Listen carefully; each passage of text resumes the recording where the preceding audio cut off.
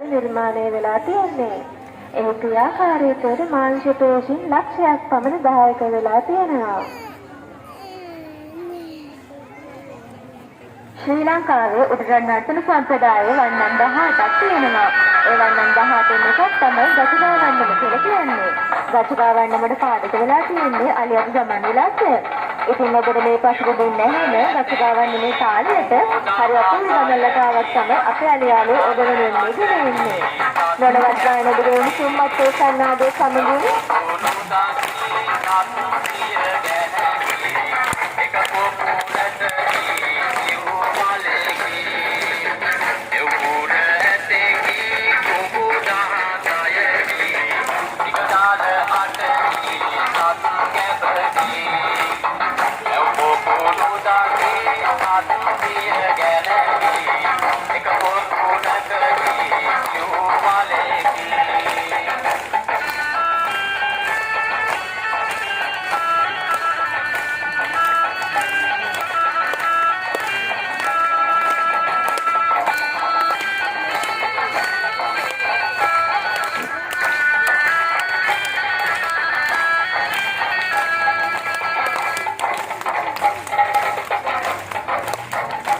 හොඳයි මේ සියලු හැකියාවන් සමගින් අද දිනට නියමිත අලිමිතුරු හමුව මෙතකින් නිමාවට පත් වෙනවා.